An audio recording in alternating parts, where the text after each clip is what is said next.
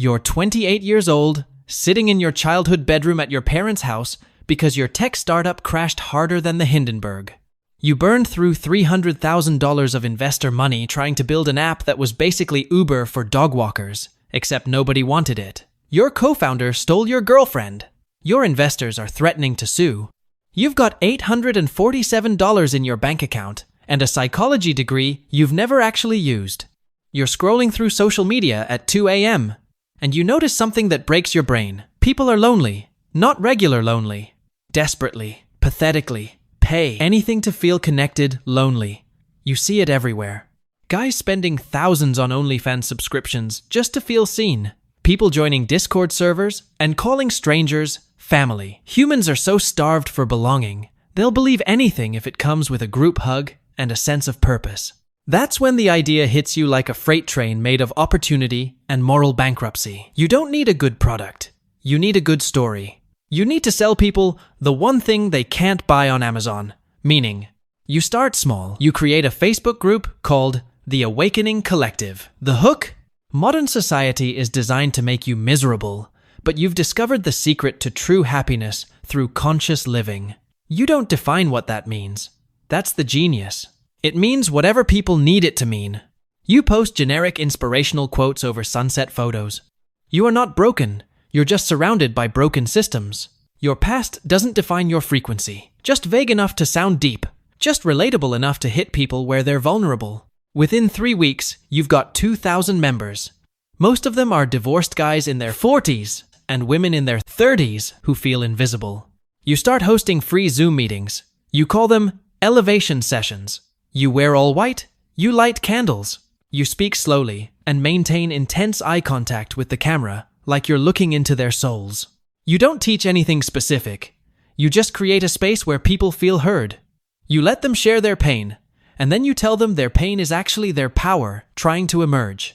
They eat it up like starving dogs. One woman, Patricia, breaks down crying because her kids don't call anymore. You tell her, Patricia, you're not losing your family. You're shedding the version of yourself that needed their validation. Your true family is right here in this circle. 30 strangers start typing, "We love you, Patricia," in the chat. She's hooked. You just gave her a new family that demands nothing but attendance and belief.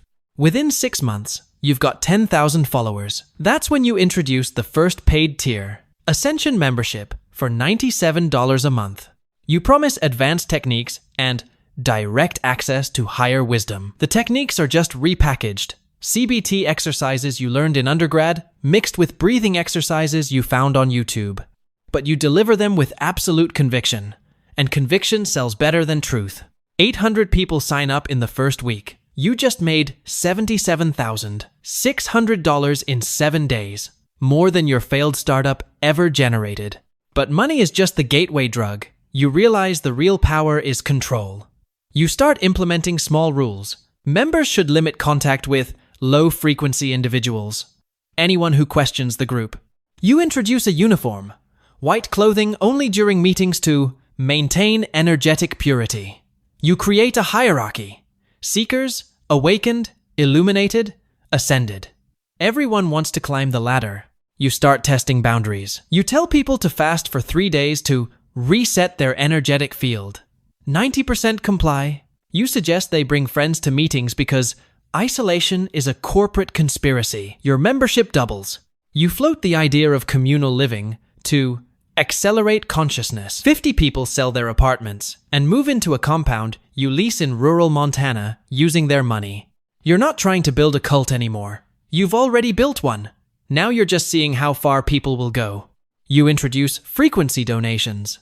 Members give you money voluntarily based on their gratitude level. No set amount. The pressure is entirely social. People start competing to donate the most to prove their commitment. Single mothers are giving you their grocery money. A guy donates his entire $40,000 inheritance. You're pulling in $200,000 monthly. Then comes the moment that changes everything. A journalist starts investigating your operation. She's digging into your background, interviewing ex-members who left, asking uncomfortable questions about where the money goes. Your inner circle is panicking. Some want to lawyer up, others want to shut down. But you've learned something crucial about cult dynamics.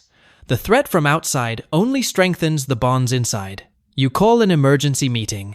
You tell your followers that the corrupt system is targeting us because we've found the truth they don't want you to know. You position the journalist as an agent of the very forces they joined the group to escape. Your members rally. They start harassing the journalist online. They flood her employer with complaints. They make her life hell. She drops the story within a month. Your followers think they won. You know you just turned them into your personal army, but you're getting sloppy. You're sleeping with multiple female members who think they're your spiritual partner. You're using member donations to lease a Porsche and rent a penthouse. You're doing cocaine in your private quarters while preaching about clean living to the group. The gap between who you pretend to be and who you actually are is getting harder to maintain. Then Marcus happens. He's your most devoted follower. Former Marine. Lost his entire family in a car accident. You gave him purpose when he had nothing. He's your head of security at the compound. He worships you like a god. One night, he walks in on you. You're drunk, snorting a line off your desk, laughing with your accountant about how easy these sheep are to manipulate. Marcus hears everything. He stands in the doorway, and you watch his entire reality shatter in real time. The man who saved his life is a fraud. The family he found is a business. The purpose he discovered is a paycheck scheme. You try to spin it. You tell him it's a test of faith.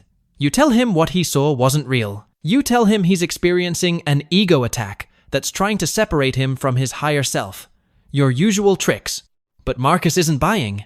For the first time since you started this operation, your words have no power. He doesn't attack you. That would be easier.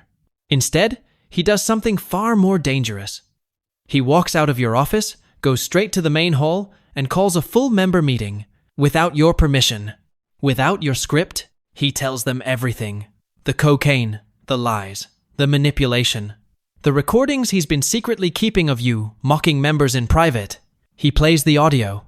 Your voice, crystal clear, calling them useful idiots and laughing about their pathetic need to belong. You walk into that meeting, and for the first time in 2 years, the room isn't looking at you with reverence. They're looking at you with recognition. They finally see what you actually are. Most of them leave that night. The compound empties like a sinking ship. People who sold their homes, abandoned their families, and donated their savings just walk away. Some are crying. Some are screaming. Some are just silent, processing the fact that they traded their entire lives for a lie. But here's the twist that keeps you up at night. 30 people stay, even after Marcus exposes everything. Even after they hear you mocking them, they stay. Because the lie you sold them is more bearable than the truth they'd have to face. If you're a fraud, it means they're idiots who got conned. If you're real, even after all this, it means their sacrifice meant something. Those 30 people are still with you. They rationalize everything. He's being tested. The accusations are part of his journey. We have to support him through his darkness. They've invested too much to admit they were wrong. That's the real mechanism of a cult. Not charisma, sunk cost fallacy. You're standing in an empty compound that used to house 200 people. The cops are investigating financial fraud. Ex-members are filing lawsuits. Your face is all over the news as a predatory con artist. Everything you built is collapsing. But those 30 people are still here, still looking at you like you're their salvation, still waiting for your next teaching. And the most terrifying part? You're already planning your next move. Maybe rebrand. New name, new platform, new story. Because you learned the most important lesson of all. You don't need to be genuine to build a cult. You just need people who are genuinely desperate to believe in something. The scary part isn't that you started a cult, it's that it was so easy. And somewhere right now, someone else is opening a Facebook group, lighting a candle, and preparing to do exactly what you did. Because the demand never stops. The loneliness never ends. And there will always be someone willing to sell belonging to people who can't find it anywhere else. That's the wrap for today. This story is fiction, but scroll through your social media right now and count how many communities are using this exact playbook. If this one made you uncomfortable, drop a comment about which part hit closest to home. Subscribe because I've got more uncomfortable truths coming your way. See you in the next one.